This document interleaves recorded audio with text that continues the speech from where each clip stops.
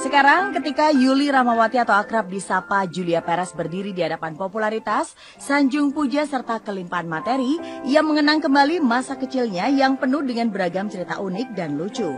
Tak disangka wanita kelahiran Jakarta 15 Juli 1980 ini ternyata dikenal sebagai anak yang malas mandi dan bandel.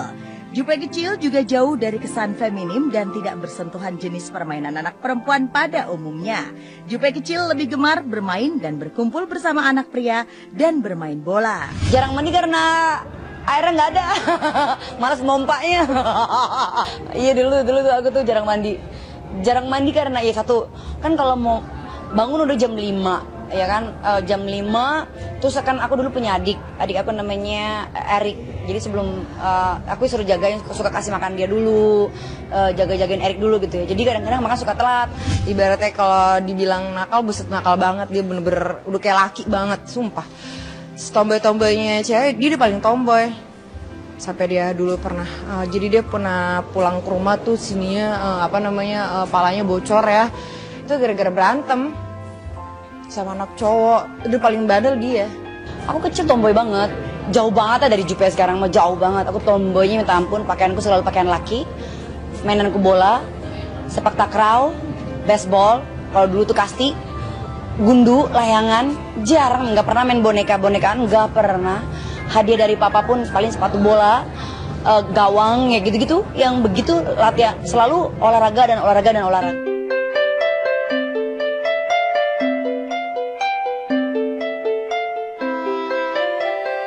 Dengan memberikan Jupe sepatu bola dan bola kaki, secara tidak langsung sang ayah Angkasa Jaya berharap kelak Jupe bisa mengikuti jejaknya sebagai pemain bola. Sayangnya didikan sang ayah ini membuat Jupe kecil juga sering memanjat pohon milik tetangga untuk memetik buah tanpa meminta izin kepada pemiliknya. Bahkan sang bunda Sri Wulansi sering dibuat pusing. Bagaimana tidak, hampir setiap hari sang bunda harus menyuruhnya turun dari pohon karena selain mengambil buah, Jupe juga senang menghabiskan waktunya dengan bermain di atas pohon. Aku tuh kan emang gak punya duit ya zaman dulu. Jadi kalau makan tuh makannya buah-buahan. Nah di belakang tuh kan ada kebun orang, bukan kebun saya ya, kebun orang. Nah kebun pasap. Jadi tuh aku tuh sering curiin buah-buahan, makanan. Jadi kadang-kadang aku tuh hobinya tuh suka di atas pohon. Karena apa? Di atas pohon tuh orang identik suka taruhin kayak sesajen. Kan kalau lapar kita makan aja, bukan setan yang makan, sebenarnya gue yang makanin tuh di pohon-pohon. Jadi kadang-kadang gue sekali ingat itu, kalau ditanya, kalau mama aku lagi nyari aku kan, Uli itu bukan nyari di bawah, dia nyari Uli pasti di atas pohon, pasti gue di atas pohon. Jupe pernah, pokoknya botak abis, gundul sampai abis, pernah. Nggak tahu, stres kali.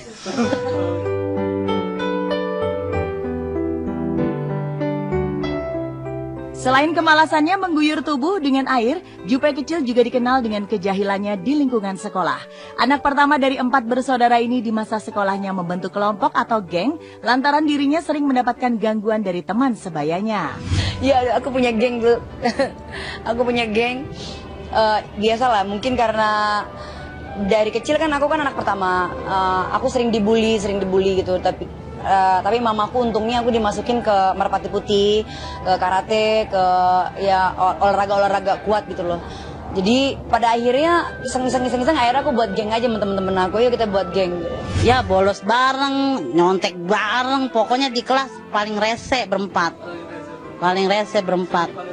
Sering ngelawan guru terus, kalau pakai sepatu ini nggak boleh kita pakai rok ketinggian. Nggak boleh kita pakai ketinggian. Kalau jalan doang ketemu anak-anak, ya namanya kita nggak kenal namanya kan, dipanggil Jul. Ada dikatain Panjul macam-macam namanya itu anak-anak ya. Cuma ketemu di jalan aja dibawain. Kalau parkiran tuh, bantuin dong nak. Ini bu, sini bu. Orangnya sosial ya, enak ya. Sosok rajin dan suka membantu ini sempat berada di titik terendah, bahkan harus kabur dari sekolah, bahkan harus ke tempat hiburan malam, lantaran perhara rumah tangga kedua orang tuanya. Sang ayah yang sering meninggalkan Jupe dan sang bunda untuk mengikuti kompetisi sepak bola itu, akhirnya memutuskan ikatan pernikahannya dengan sang istri. Saya sempat putus sekolah, sempat 3 bulan saya dicariin mama saya, pulang jewer, mama saya nangkep saya di diskotik lagi pulang. lagi tiba-tiba ada yang jewer gue, mama gue pulang, masuk lagi sekolah. Saya sempat sekolah ganti-ganti sekolah kan, karena jujur saya bandel banget zaman dulu tuh. Tapi alhamdulillah ketika saya broken home, pelajaran buat saya bahwa ketika situasi itu tidak bisa kita kendalikan, yang kita cuma bisa berharap adalah mudah-mudahan Tuhan mendengar doa kita dan bisa merubah semuanya lebih baik lagi. Karena perceraian papa mama saya itu saya udah nggak bisa rubah, tapi dengan doa saya, dengan kerja keras saya, dengan saya kasih tunjuk ke keluarga saya bahwa semua akan baik-baik aja. Saya ingat pertama kali dia datang ke Indonesia, dekil. Bukan dekil, ada fotonya. Kan bukan dekil, karena kalau di Eropa kan sukanya kan kalau bule-bule kan sukanya kan dia jelek pokoknya. Bukan jelek. Kayak gue yang lihat. Bukan jelek.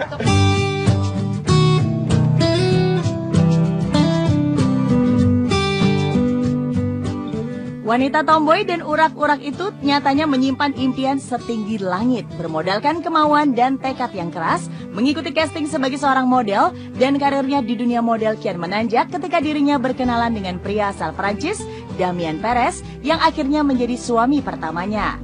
Setelah menikah dan menetap di Prancis, sang suami pun membuka kesempatan bagi Juppe untuk tampil di majalah dewasa.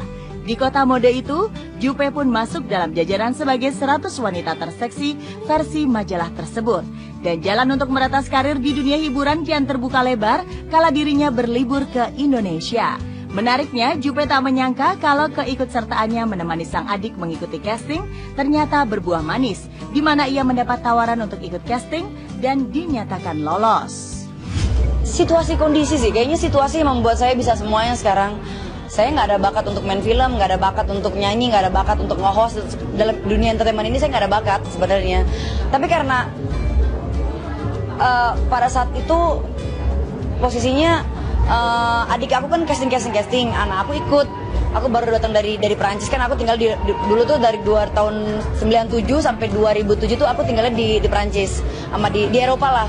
Nah, karena aku melihat adik aku ini sendirian di Jakarta, kebetulan dia habis ngelahirin, jadi makanya aku bantu dia gitu loh untuk kasih dia semangat. Nah, aku ikut casting, nggak taunya waktu casting itu tuh justru aku yang dipanggil kan, jadi mau nggak mau kan, mau nggak mau jadi akhirnya mulai belajar acting, belajar nyanyi, belajar. Pas ketika saya sudah belajar semua, ya alhamdulillah dengan semua bakat dadakan ini saya mampu bisa bertahan dalam dunia entertainment. Kita ngedukung karena kan dari awal dia emang model kan, emang dia suka, ya kita dukung semuanya. Sebelum kakak aku terjun juga kan aku duluan, jadi makanya mama itu kan setiap kita ada acara gitu, karena kalau kata mama ya, dari bayi kakak aku yang kedua itu aja udah dimasukin ke majalah, jadi mama tuh selalu ngedukung. Jauh untuk belajar model, belajar sekolah-sekolah untuk gitu kan biaya ya kan. Pokoknya nggak nyangka banget, kalau rezeki kan nggak ada yang tahu ya. Tak diduga kalau wanita yang jarang mandi dan jahil itu mampu memendarkan kemampuannya di panggung hiburan. Setelah sukses sebagai model, Juppe pun mengepakkan sayapnya di seni peran. Dan kesuksesannya di seni peran membuat Juppe berkeputusan untuk meninggalkan Perancis dan kembali ke pangkuan tanah airnya. Namun Juppe tak mau sendirian. Ia pun meminta sang suami agar menetap di Indonesia. Awal tuh aku syuting salah satu stasiun TV yang penjaga pantai, komedi malam.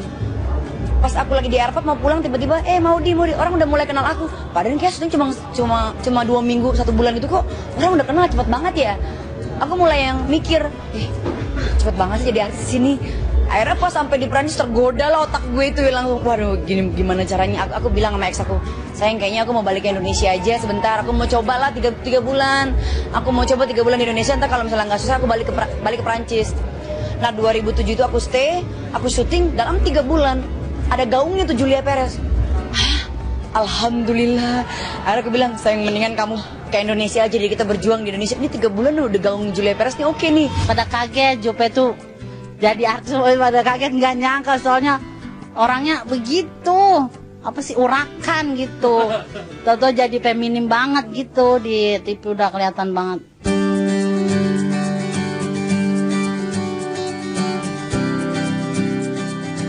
Mengapa Jupe yang notabene tidak mewariskan darah seniman itu mampu memahatkan namanya di ranah hiburan? Mungkinkah ini yang dinamakan keberuntungan ataukah kenyataan ini yang dikatakan takdir? Terkait hal ini kita bisa menyebutnya sebagai takdir yang telah digariskan oleh sang pemilik kehidupan. Tapi untuk sukses di ranah hiburan, Jupe tidak berpangku tangan.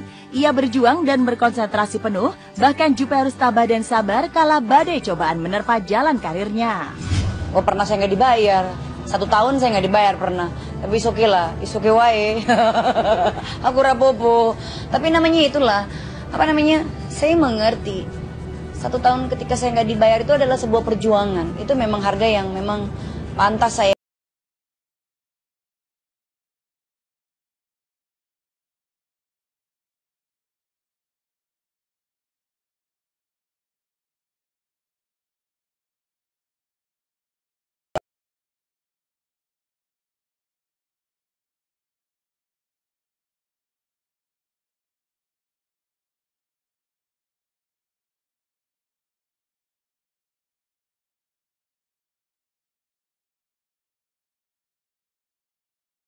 Satu artis yang terkenal yang tidak pernah suzon sama orang.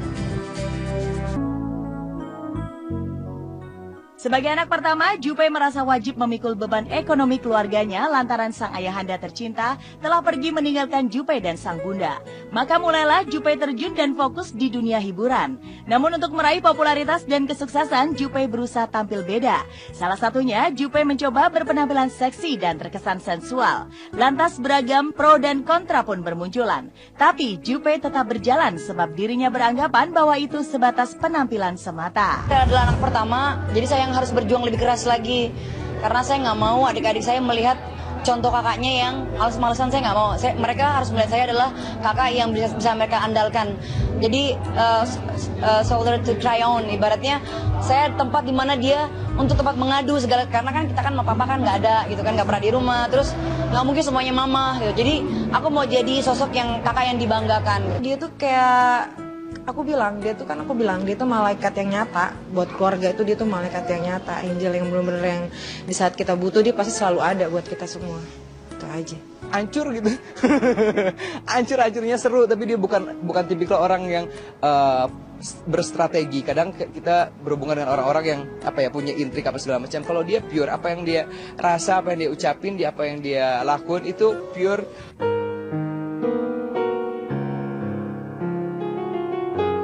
Tak hanya mengeksplor penampilan, ia juga mengubah namanya dari Yuli Rahmawati menjadi Julia Perez agar lebih mudah dikenal dan memiliki daya jual tersendiri. Tapi penggunaan nama ini menimbulkan kontroversi lantaran Julia tidak lagi berstatus sebagai istri dari Damian Perez. Kala itu Jupe sempat dituntut oleh sang mantan suami. Tak hanya kontroversi penggunaan nama, Jupe pun terkesan sensual kala bernyanyi dan akting.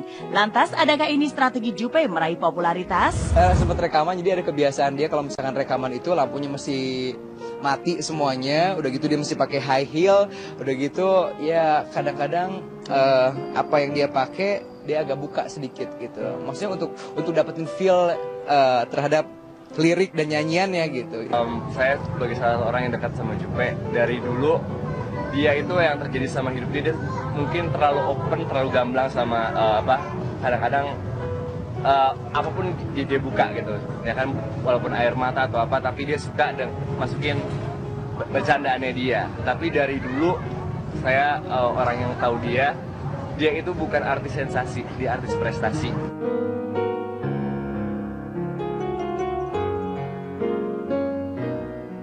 Meski kontroversi datang silih berganti, Jupe tetap tegar dan sabar. Ia terlihat tangguh di hadapan beragam persoalannya. Dan yang cukup menohok, ketika dirinya harus mendekam di balik hotel Prodeo selama 3 bulan, lantaran perseteruannya dengan sesama selebriti. Ketika saya memaknai berada 3 bulan di dalam sana, Tuhan itu ingin memberikan saya sebuah kekuatan. Apa? Ternyata ketika saya keluar, saya kehilangan seorang ayah, saya kehilangan Gaston. Itu maksudnya. Seperti 3 bulan aja bisa kok tambah mereka. Ya pasti aku selalu ada di sampingnya dia. Kayak waktu kemarin yang dia di dalam itu aku selalu jenguk, kasih semangat.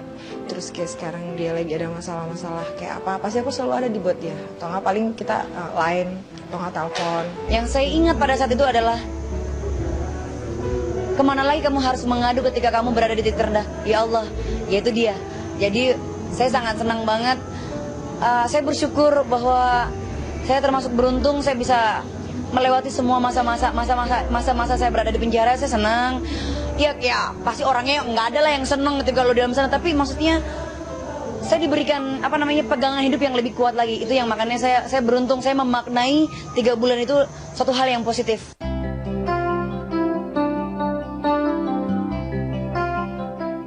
Apapun itu, entah bernada miring atau pujian, Jupe tetaplah Jupe. Sederhana dan suka berbagi. Dan di balik semua itu, Jupe hendak menginspirasi adik-adiknya agar mampu mengejar mimpi-mimpinya.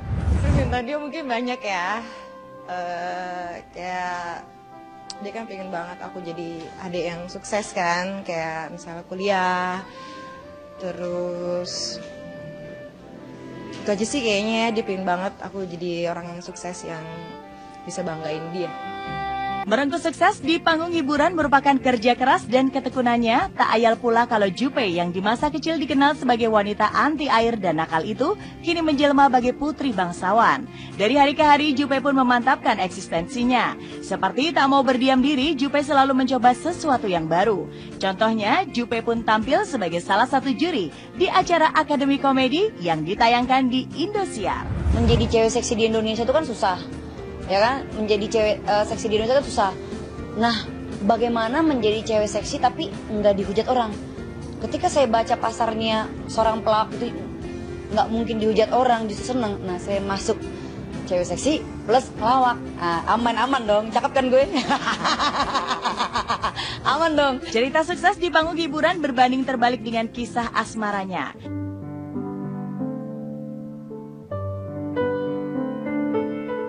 Setelah gagal membina rumah tangga bersama Damian Perez, Jupe pun menjalin asmara bersama Gaston Castaño. Jalan cinta Jupe Gaston penuh aral rintangan, khususnya dari sang bunda yang tidak merestui hubungan tersebut. Tapi keduanya tetap bersabar, percaya suatu saat bunda akan luluh dan menghantar keduanya ke pelaminan.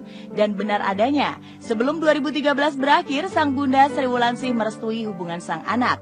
Lantas Gaston dan Jupe pun segera menggelar lamaran nan mewah, namun sebelumnya Jupe harus menjalani ritual ruatan atau mandi kembang di kolam bertabur mawar. Mandi di kolam bertaburan mawar ini adalah memang ide dari aku. Aku pengen banget cita-citanya tuh mandi dengan mawar yang sepenuh ini gitu loh sebelum menuju ke hari lamaran nanti. Nah, karena nggak ada Gastonnya, jadi saya mandi sendiri. 2 meter ke dalam air.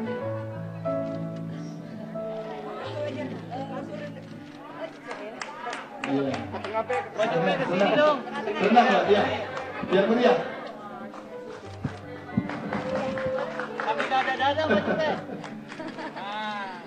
Keluarga dari Argentina di lamaran ini mereka nggak datang ya, tapi untuk pernikahan mereka pasti datang.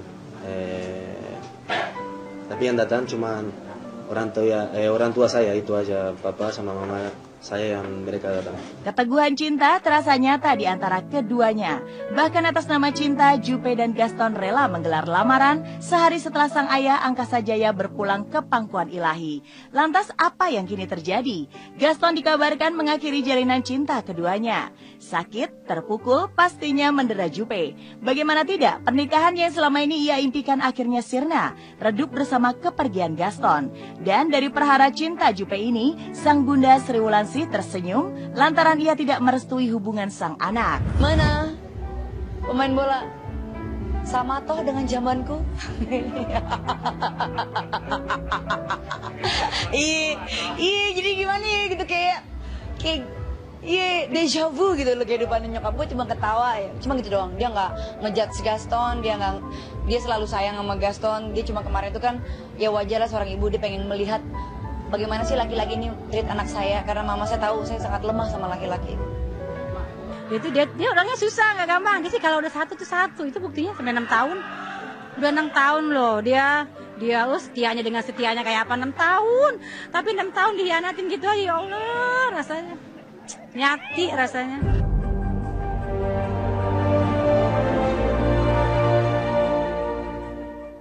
Walau cinta berujung hampa, sontak menimbulkan sayak wasangka di benak publik. Beragam kemungkinan pun dihadirkan. Entah apapun tanggapan publik, Jupe tetaplah Jupe yang terus memahatkan namanya di jagat hiburan. Ya gue suka sama dia karena gimana, dia tuh anaknya, orangnya tuh apa adanya. Gue suka dia nggak neko-neko walaupun heboh kayak gitu. Tapi cuman gue suka dia tuh karena dia tuh apa adanya. Satu sih ya seksi ya pasti ya. Terus banyak gosipnya lagi. Terus apa lagi ya? Ya lebih banyak ngisi di infotainment kontroversi lah. Akhirnya hanya doa sang bunda mengiring langkah Jupe menghadapi beragam cerita hidupnya. Dan semoga Jupe menemukan tambatan hati yang mampu menerima dan mencintainya dengan tulus dan murni. Sebagai orang tua selalu mendoakan Yuli semoga panjang umur, sehat selalu, semoga sukses dalam karir. Mama selalu berdoa semoga cepat-cepat itu jodohnya diperkenalkan. Kalau kepengen keluarga sakinah mawaddah warahmah, jalan cuma satu, yaitu satu iman.